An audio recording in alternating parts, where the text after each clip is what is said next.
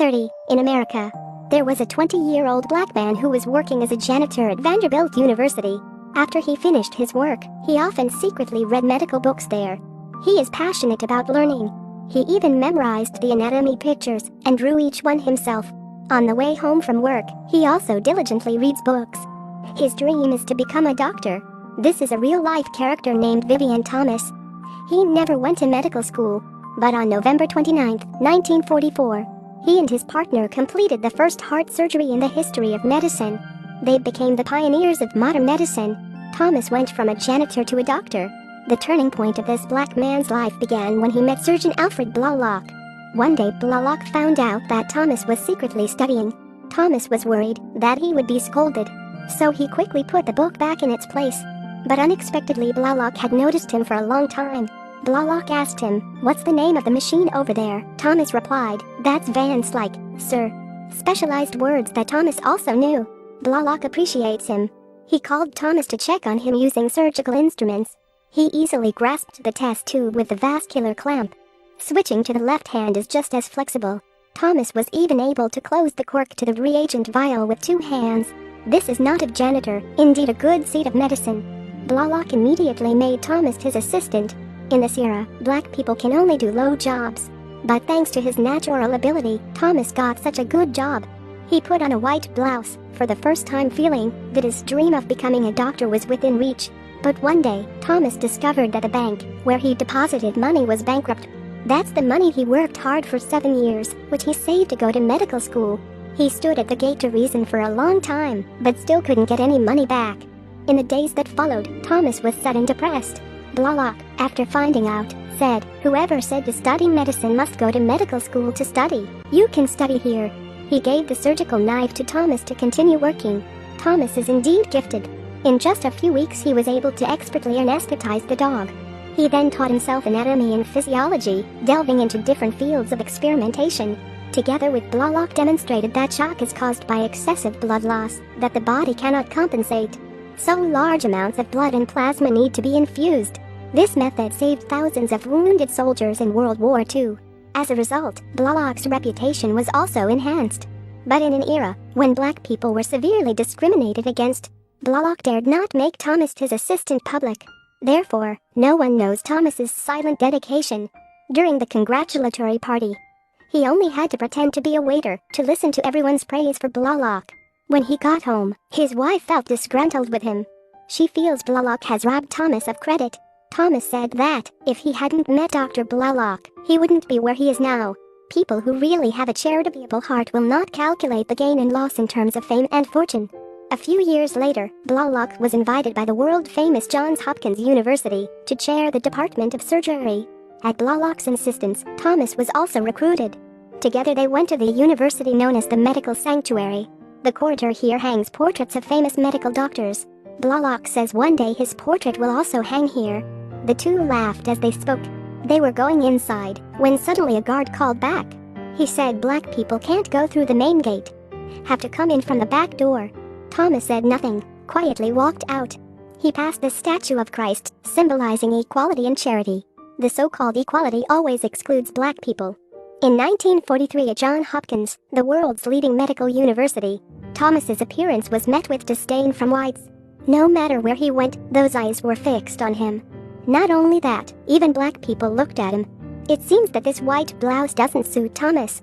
But Thomas didn't mind those glances, and instead focused on medical research. One day he went to the cardiology department to examine the patient, and found that the skin of the babies here was pale. Dr. Tosick said these children had tetralogy of Fallot. This is the most common congenital heart defect in newborns, because the main artery to the lungs is blocked. The patient lacks oxygen for a long time, so their faces turn pale. At that time, the medical world believed that heart problems could not be operated on, could only rely on fate. Therefore, the rate of people dying from this disease reaches a terrifying figure of 100%. But it is clear that as long as someone breaks the taboo about heart surgery, the children will have a chance to survive. So Thomas and Blalock began to study the feasibility of heart surgery. Blalock said they could use dogs for testing. First get them tetralogy of Fallot, and then find a way to have surgery. But a dog's heart is extremely small. The blood vessels are only 3 to 4 millimeters thick. At that time there were no such small surgical instruments. Fortunately, Thomas used to work as a carpenter, very skilled. He made his own tools that were much smaller than usual. Even with the shortage of tools at Johns Hopkins, he built his own ventilator. One day when Thomas was having surgery on the dog, a doctor passed by. He was amazed to see such small tools. But what surprised him even more was that Thomas had closed his eyes during the dog surgery. It turned out that he had passed hundreds of tests. He knew the distribution of blood vessels in the heart. It could be said that he knew it in the palm of his hand. That doctor said to Thomas, "I'd like to work with you sometime." This was the first time that Thomas was recognized by his colleague. Especially that colleague was also white. After he left, Thomas suddenly smiled. Not long after, he successfully made the dog tetralogy-cephalate. They continued to the next stage, treatment. Thomas and Blalock discussed for a long time, then came up with a bold idea. Connect the heart and pulmonary arteries with an artificial catheter, allowing more blood to be supplied to the lungs. This surgery is unprecedented, because to test the feasibility, for several months, Thomas and Blalock were in the lab every day. In total, they have done more than 200 surgeries on dogs, constantly improving the details of the surgery. There was a couple who, after knowing the news, found Blalock. They want their daughter to be the first experimenter, because this is their last hope. Their daughter, who has tetralogy-cephalate, received a critical illness notice. Blalock agreed.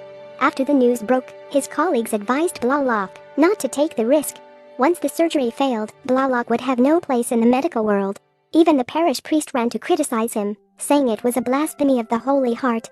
And under tremendous pressure, Blalock bet his future, his job. Blalock and Thomas began the first heart surgery in the medical world. There were many surgeons who came to see. What made them suspicious was that behind the main surgeon was a black man. During the surgery, Blalock also regularly consulted Thomas. Even the use of the surgical knife was directed by Thomas. Viewers discussed animatedly. Underneath the surgery is in progress. At suture, the patient's blood pressure continuously decreased. Everyone is mentally stressed. By the time the surgery ended, the patient's pale face had gradually returned to ruddy. This means her heart begins to supply blood normally. The surgery was successful. This duo who have been working together for decades has truly created miracles. They completed the first heart surgery in the history of medicine. When Blalock walked out of the operating room, everyone there came to congratulate him and give him applause. Blalock has always had ambitions to climb to the top of the medical world. Now he has done it.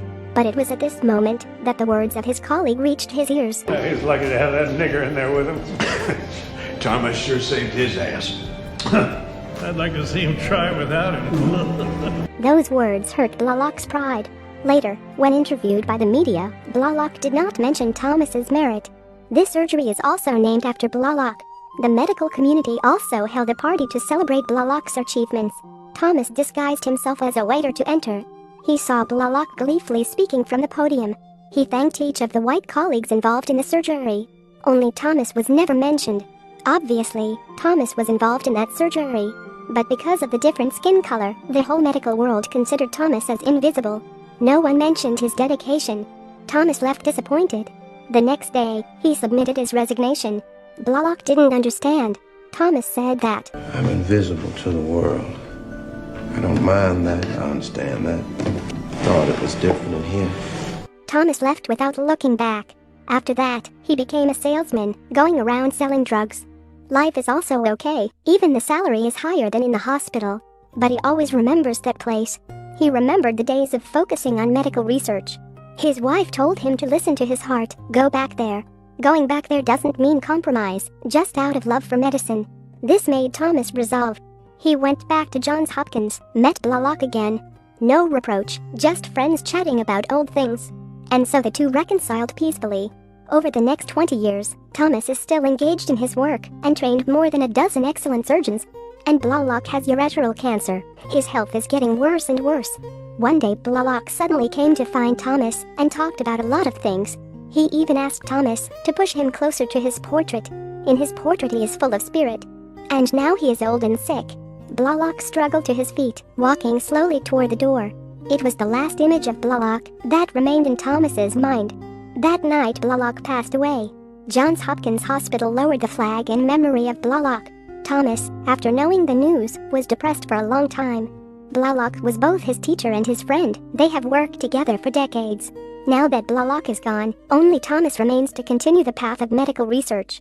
After decades of continuous contribution to medicine and talent training, in the end, Thomas earned everyone's respect. In 1976, Johns Hopkins University awarded Thomas with an honorary doctorate. They even painted a large portrait of him. This is the first black person to receive this honor. In reality, portraits of Dr. Alfred Blalock and Black Drive, Vivian Thomas were hung side by side in the hallway of Johns Hopkins.